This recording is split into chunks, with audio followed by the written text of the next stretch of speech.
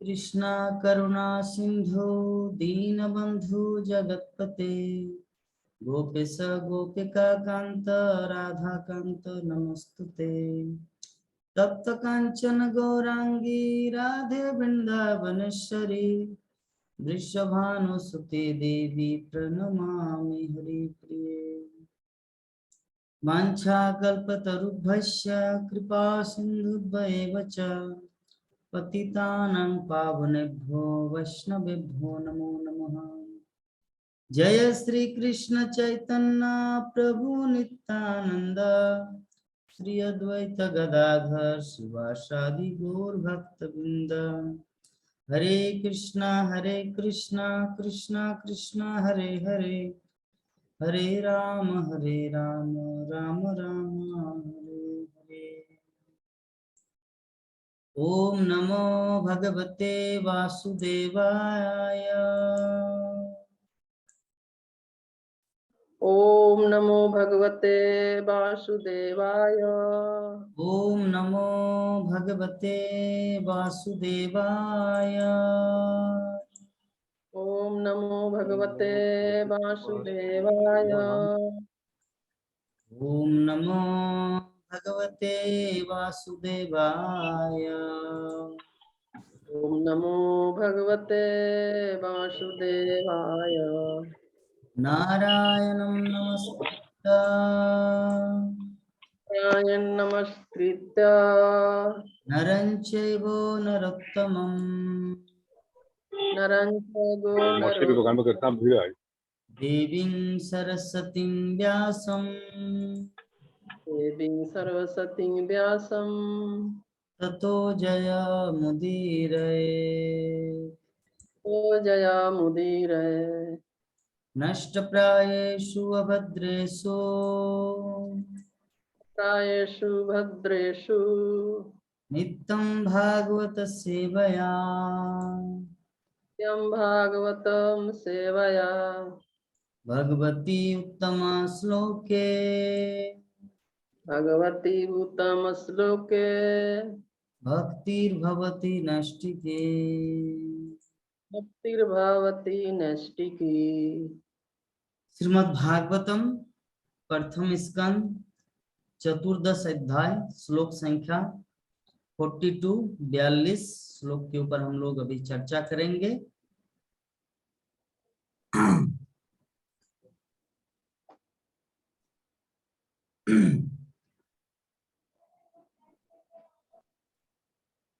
हरे कृष्णा कृष्णा कृष्णा हरे हरे हरे राम राम हरे।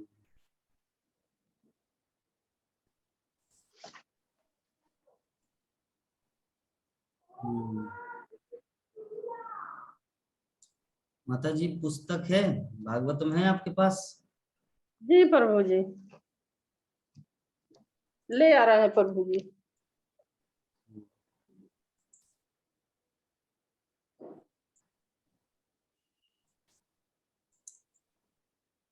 आज भगवान श्री बलराम का शुभ आविर्भाव तिथि है।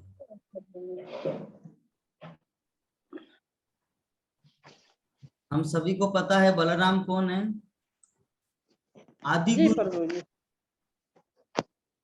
बलराम को आदि गुरु कहा जाता है। कृष्ण भगवान के बड़े भाई है ना प्रभु जी। भगवान श्री कृष्ण के बड़े भाई के रूप में बलराम इस संसार में पूर्व जीवन में जब लक्ष्मण के रूप में था तो भगवान रामचंद्र का बहुत सारा आज्ञा पालन करते करते थक गए और जो नहीं करना चाहिए तो वो भी किए, तो इसलिए लक्ष्मण के मन में क्रोध हुआ। ये तो कुछ समझते नहीं, ऐसे ये वो ऑर्डर दे देते हैं। थोड़ा क्रोध भी हुआ और उसके बाद क्रोध नहीं हुआ, वहां रामचंद्र के अंदर में ही ये कृतज्ञता का भाव प्रकट हुआ कि सच में एक ऐसे भाई जो सब कुछ होने के बावजूद भी, समस्त शक्ति होने के बावजूद भी अपना एक नित्य दास की भांति सेवा किया। इसीलिए इस ऋण को चुकाने के लिए मुझे क्या करना है, अगले जीवन में छोटे भाई के रूप में आना है खुद को, और जो लक्ष्मण है वो बड़े भाई के रूप में आएंगे, तब वो मुझे डांटेंगे, शासन करेंगे। क्योंकि भगवान रामचंद्र को तो वो लक्ष्मण ऑर्डर नहीं दे सकते थे, लेकिन बलराम कृष्ण को ऑर्डर दे सकते हैं। यही कन्हैया कहाँ जा रहे, चलो भागो, इधर आओ इधर आओ, कहीं नहीं जाना है, अकेले दोस्तों के साथ, मैं रहूंगा साथ में तब जाना है। तो बलराम का आदेश को भगवान श्री कृष्ण उल्लंघन नहीं कर पाते किसी भी परिस्थिति में। जब अर्जुन को सुभद्रा के साथ विवाह कराने का प्लान था, उस समय अर्जुन को बोले थे कि अर्जुन एक काम करते हैं, तुम सुभद्रा को हरण कर लेना, क्योंकि बड़े भाई बलराम के सामने मैं उनकी आज्ञा का उल्लंघन नहीं कर सकता, वो जैसा चाहेंगे वही होगा, मैं उनको ऑर्डर नहीं दे सकता बल्कि वो मुझे ऑर्डर देंगे। ठीक है, तो इस प्रकार सुभद्रा का हरण हुआ। अन्यथा भगवान श्री कृष्ण बलराम को बोलते, भैया एक काम कीजिए ना, सुभद्रा की शादी अर्जुन से करा देते हैं, दुर्योधन के साथ नहीं। तो इसे नहीं बोल पाया, क्यों? क्योंकि बड़ा भाई है। तो बलराम जो है भगवान श्री कृष्ण का बड़े भाई अनंत शेष वासुकी, तो अनंत देव जो है ना, अनंत काल से भगवान की महिमा का कीर्तन कर रहे हैं, लेकिन फिर भी आज तक भगवान की महिमा लीला कथा खत्म नहीं हुआ। तो ऐसे अनंत देव अभी तक खत्म नहीं कर पाए, ऐसे भगवान श्री कृष्ण की लीला। तो साधारण अनंत देव कितने अनंत है, और कृष्ण तो कितना अनंत का अनंत है। तो ऐसे अनंत देव भगवान श्री बलराम का आज शुभ आविर्भाव तिथि है। 19 तारीख को कृष्ण जन्माष्टमी है। तो आज है बलराम का आविर्भाव तिथि। तो बलराम से हम लोग जो कुछ भी प्रार्थना करेंगे, हमारी सभी इच्छाओं को बलराम पूरा करेंगे। बलराम, बल का अर्थ होता है बल शक्ति, और राम का मतलब होता है आनंद। एक साथ में दो नाम मिला है उनको। तो बलराम, बलराम मतलब एक दूसरा शब्द है कि बोलो राम। लक्ष्मण का अर्थ क्या है कि हर कोई भगवान राम का नाम ले, इसीलिए बोलो राम। इस एक पहला दृष्टिकोण है। बल मतलब शक्ति, कौन सा शक्ति? आध्यात्मिक शक्ति, अर्थात आध्यात्मिक बल। ये जो हम लोग भक्ति करते हैं, साधना करते हैं, 16 माला जब पूरा नहीं होता, क्यों? बलराम की कृपा नहीं है। बलराम की कृपा अगर हमारे पास है तो इससे परिणाम इसका पता तब चलेगा कि हम लोग ये समझ पाएंगे कि हाँ भाई, मैं सुंदर भाव से जप कर रहा हूँ, मंगल आरती कर रहा हूँ, दर्शन आरती कर रहा हूँ, भागवतम का पाठ कर रहा हूँ, श्रील प्रभुपाद के ग्रंथ का पाठ कर रहा हूँ, 16 माला कंप्लीट हो रहा है जब। तो ये जब सब कुछ हो रहा है, इसका मतलब समझना है कि बलराम की कृपा मेरे प्रति। और ये सब नहीं हो रहा, दैट्स मीन्स कि बलराम की कृपा से हम वंचित हैं। क्योंकि उनकी कृपा अगर होता तो भक्ति हमारा सुंदर होता। भक्ति हमारा सुंदर नहीं हो रहा, मतलब बलराम की कृपा नहीं। बलराम मतलब गुरु। एक शिष्य एक महान कार्य कब कर पाता? जब गुरुदेव की कृपा होता है। कोई भी शिष्य बिना गुरुदेव की कृपा से महान बने हैं? अर्जुन जो इतना बड़ा धनुर्धारी है, इसके पीछे कारण क्या है? उनका गुरु धनुर्धारी है, महान धनुर्धारी। द्रोणाचार्य के नाम से पूरा पृथ्वी, पूरा स्वर्ग मर्त्य पाताल द्रोणाचार्य के नाम से, नाम ही काफी है। तो जैसे गुरु है वैसे चेला हुआ अर्जुन। श्रील प्रभुपाद इतने फेमस कैसे हुए, इतने महान भक्त कैसे? क्योंकि उनके गुरुदेव उससे भी महान थे, भक्ति सिद्धांत सरस्वती ठाकुर। तो गुरुदेव के कारण एक शिष्य को पद मिलता है। अर्जुन हो, ध्रुव महाराज इतने महान भक्त कैसे हुए? क्योंकि उनका गुरुदेव नारद मुनि था। प्रहलाद महाराज इतने महान भक्त कैसे बने? क्योंकि उनका गुरुदेव नारद मुनि था। तो हमारे भक्ति जीवन में भी हम लोग अगर महान बनते हैं या कुछ भी होता है, उसके पीछे एक ही रीजन है, वो हमारे गुरुदेव की महत्ता। हमारे गुरुदेव के कारण ही ऐसा है। तो गुरुदेव का भी परम गुरुदेव है श्री बलराम। तो जब बलराम की कृपा किसी को जब प्राप्त होता है तभी व्यक्ति पूर्णतया 100% भक्ति संपन्न कर सकता है, अन्यथा हमारे पास वो क्षमता नहीं है। ऐसे श्री बलराम की श्री चरणों में हम लोग प्रार्थना करते हैं कि बलराम हम सबको आध्यात्मिक बल प्रदान करे, जिससे हम लोग कृष्ण भक्ति को सुसंपन्नता के साथ कर सकें, किसी भी तरह का कुछ समस्या ना हो, भक्ति जीवन में हम लोग पदोन्नति कर सके, आगे बढ़ सके। यही हमारे श्री बलराम के प्रति प्रार्थना। तो चलिए आज का जो हमारा श्लोक है श्रीमद् भागवतम प्रथम स्कंद 14 अध्याय श्लोक संख्या 42। कच्चित्तम नागमोदम माम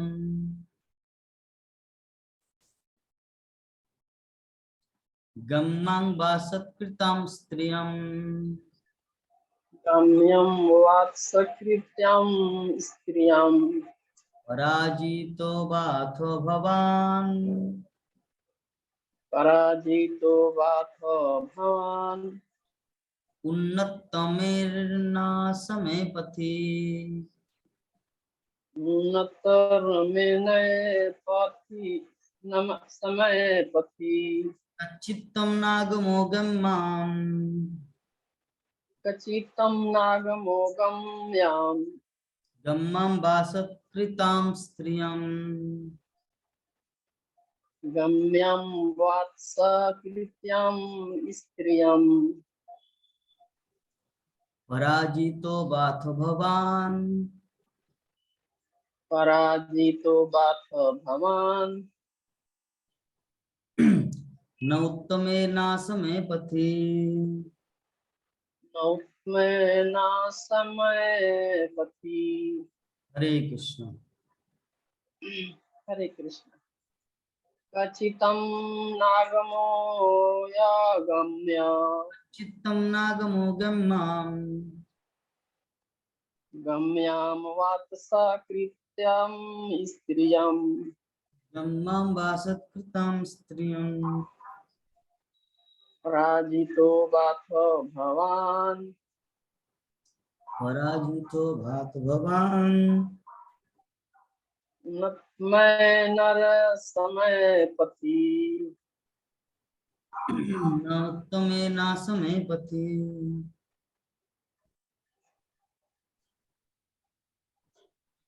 हरे कृष्णा प्रभु जी।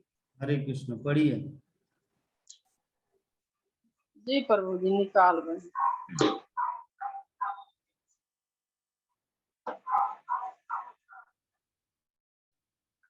42।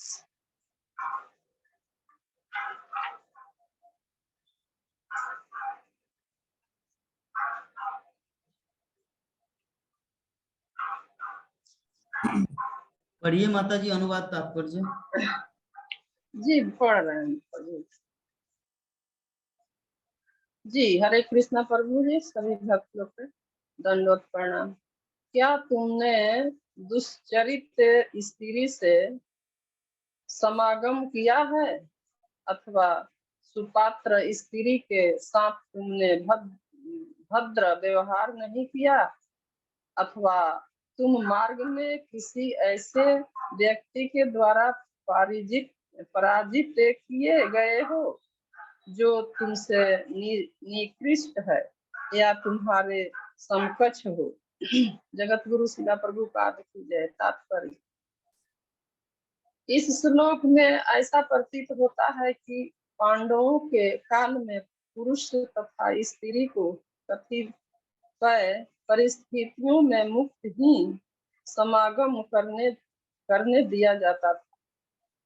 उच्च जाति के लोग अर्थात ब्राह्मण तथा क्षत्रिय वैश्य या शूद्र जाति की स्त्री को स्वीकार कर सकते थे, किंतु निम्न जाति का व्यक्ति उच्च जाति की स्त्री से संपर्क नहीं कर सकता था।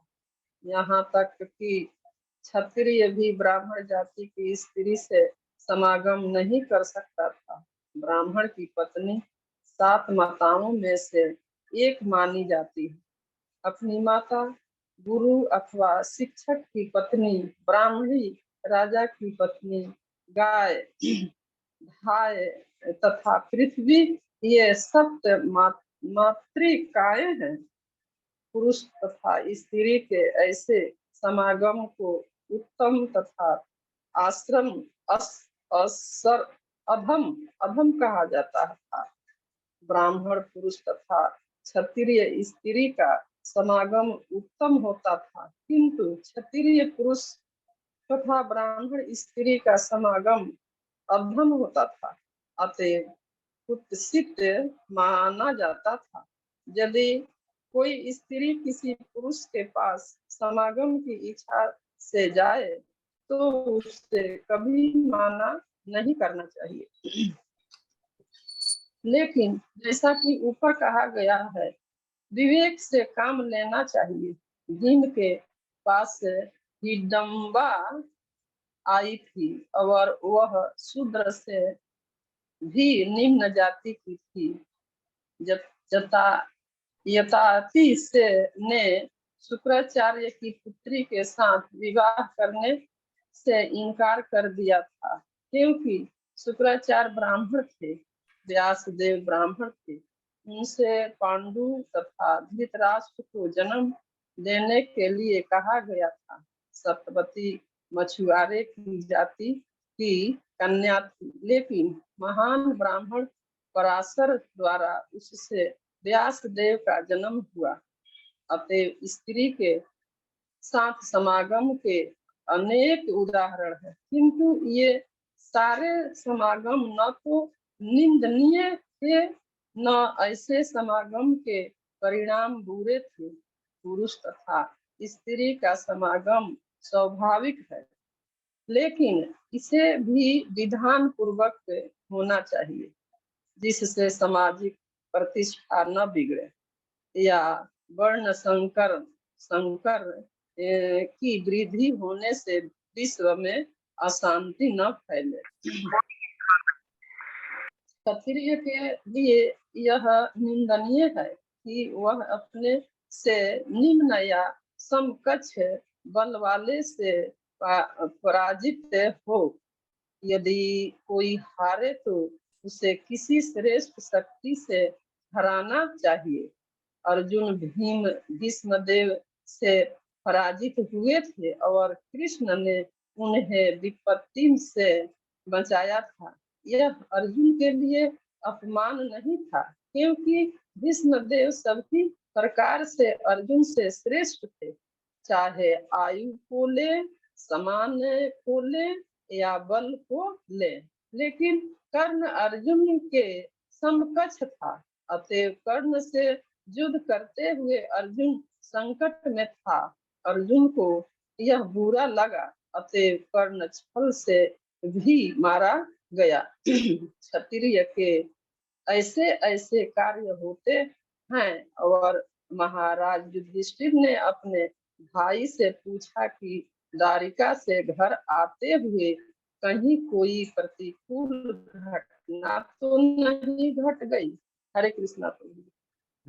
बहुत सुंदर। तो ये बहुत ही इम्पोर्टेंट श्लोक है आज का, जो हम लोग अभी डिस्कस करेंगे। तो कल के विषय में हम लोग थोड़ा चर्चा कर ही लेते हैं, क्योंकि जब एक चीज को रिपीट सुना जाता है तो उसमें प्रभाव पड़ता है। तो कल जो जो क्लास में डिस्कस हुआ था, नंद किशोरी माता जी थोड़ा संक्षेप में बोलने की कृपा करें। हरे कृष्ण। हाँ प्रभु जी, आज क्षमा कीजिए, आज ओवरव्यू नहीं दे सकते हैं। क्यों पढ़े नहीं आज? जी आज थोड़ा सा बिजी हो गए थे। ठीक है, तो चलिए, तो आज हम लोग शुरू करते हैं आज का जो हमारा श्लोक है। इस श्लोक में युधिष्ठिर महाराज 3 शब्द का प्रयोग किया है। पहला, हे अर्जुन, कहीं ऐसा तो नहीं कि तुमने किसी दुष्चरित्र मतलब बेश्या के साथ समागम किए? या ऐसा तो नहीं कि किसी स्त्री के साथ तुमने अभद्र आचरण किए, या ऐसा तो नहीं कि बीच रास्ते में किसी ने तुमको पराजित किया जो तुमसे निकृष्ट हो या तुम्हारे समकक्ष हो। तो ये 3 चीज युधिष्ठिर महाराज आज के श्लोक में वर्णन कर रहे हैं। तो श्रील प्रभुपाद तात्पर्य में इसको बहुत ही विशद वर्णन किया, ये 3 चीज कैसे होते हैं और इसका निवारण भी कैसे होता है। कहने का मतलब इंद्रिय तृप्ति की भावना से अगर किसी शूद्र नारी का अर्थात वेश्यावृत्ति किया जाए या उनसे अगर समागम किया जाए तो घृणित है। लेकिन यहाँ पे जो श्रील प्रभुपाद उदाहरण दिए व्यासदेव का, पराशर मुनि सत्यवती अर्थात मत्स्यगंधा उनके साथ समागम किए और एक ऐसे दिव्य पुत्र का जन्म हुआ जो सारे विश्व को आलोकित किया ज्ञान से। जजाति महाराज और देवजानी का घटना विषय, जजाति महाराज थे, क्षत्रिय थे, और शुक्राचार्य की पुत्री देवजानी ब्राह्मण कन्या थी। तो ऐसे एक्सीडेंटली इतिहास में ऐसे ऐसे बहुत ऐसे उदाहरण हैं इसमें विलोम होता है, विपरीत होते हैं। इसमें नियम है क्षत्रिय को क्षत्रिय से शादी करना है, ब्राह्मण को ब्राह्मण कन्या से, लेकिन इतिहास में ऐसा हुआ है। लेकिन फिर भी देश काल परिस्थिति का विचार करते हुए हम लोगों को इसमें अलर्ट रहना है। श्रील प्रभुपाद उदाहरण दिए कि पांडवों के काल में भी श्रील प्रभुपाद बोल रहे कि पुरुष तथा स्त्री को कतिपय परिस्थितियों से मुक्त ही समागम करने दिया जाता था। उच्च जाति के लोग अर्थात ब्राह्मण तथा क्षत्रिय वैश्य या शूद्र जाति की स्त्री को स्वीकार कर सकते थे, किंतु निम्न जाति का व्यक्ति उच्च जाति की स्त्री से संपर्क नहीं कर सकता था।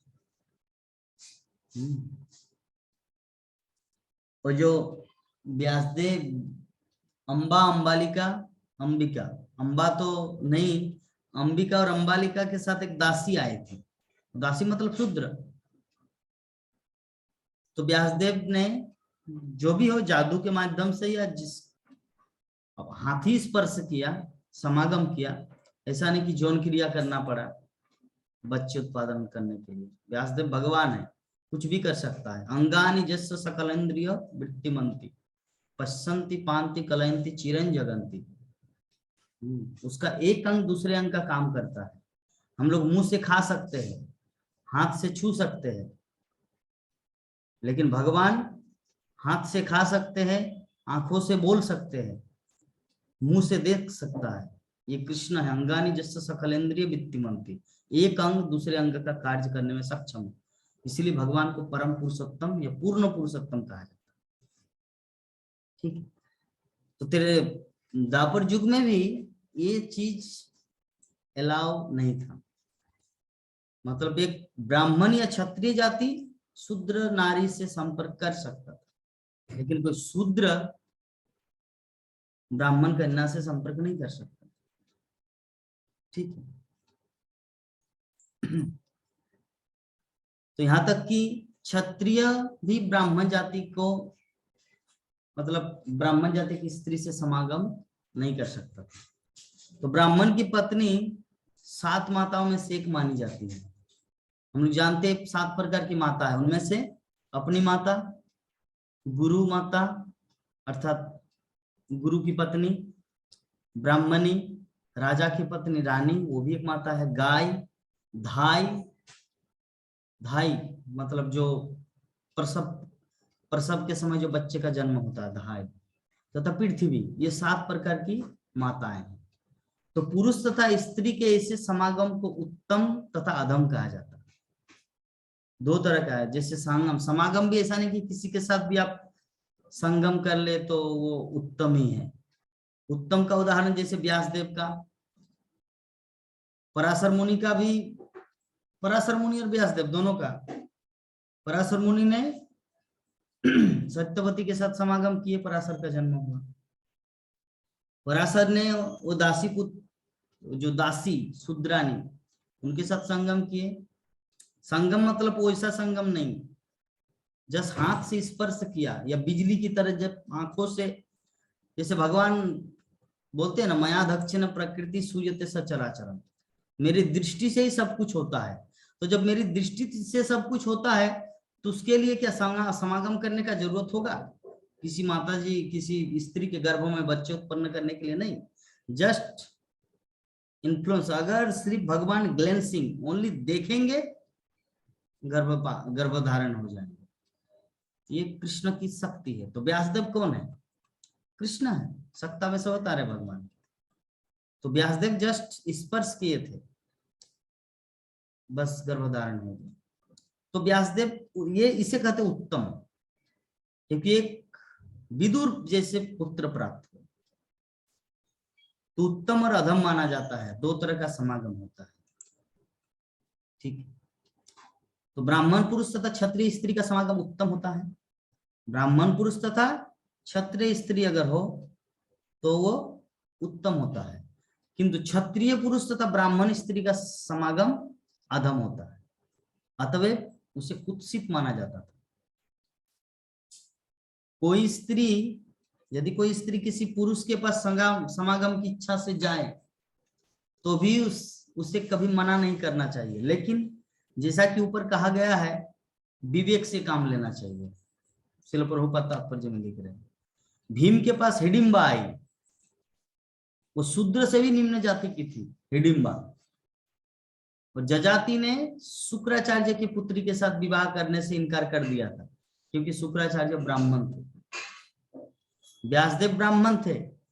उनसे पांडु तथा धृतराष्ट्र को जन्म देने के लिए कहा गया था। सत्यवती मछुआरे की जाति की कन्या थी, लेकिन महान ब्राह्मण पराशर द्वारा उनसे व्यासदेव का जन्म हुआ। अतएव स्त्री के साथ समागम के अनेक उदाहरण है, किंतु ये सारे समागम न तो निंदनीय है, न इसे समागम के परिणाम बुरे थे। पुरुष तथा स्त्री का समागम स्वाभाविक है, लेकिन इसे भी विधि पूर्वक होना चाहिए, जिससे सामाजिक प्रतिष्ठा न बिगड़े या वर्ण संकर की वृद्धि होने से विश्व में अशांति न हो। आज गुरु महाराज का क्लास सुन रहे थे सुबह, श्रीमद भक्तिचारू स्वामी गुरु महाराज का। आजकल जो बच्चे जन्मे को लेकर क्या है, फादर एंड मदर अर्थात स्त्री पुरुष दोनों संगम करते हैं, सेंस ग्रेटिफिकेशन सेक्स लाइफ में जुट जाते हैं, और बच्चा जो होता है कोई पूर्ण पहले से तैयारी करके नहीं, बच्चा होना एक एक्सीडेंटली बच्चे का जन्म हो गया, पता ही नहीं चला। गुरु महाराज डायरेक्ट बोले फ्रैंकली, आज वर्तमान कलियुग की जो अवस्था है, कोई जानबूझकर कि चलिए हमारे पुत्र हो, एक सारे विश्व में कृष्ण भक्ति प्रचार हो, इस तरह के भाव से आजकल बच्चा नहीं होता। वो तो बहुत ही रेयर, कुछ कुछ दुर्लभ है। बच्चा जन्म होना जैसे एक एक्सीडेंट बिजनेस बन चुका है। महाभारत के सेमिनार में गुरु महाराज बोल रहे थे, एक्सीडेंट हो, कोई नहीं चाहता। तो जो भी है, हम लोग ये हमारा मीटिंग खत्म हो गया, हम लोग पुनः ज्वाइन करते हैं।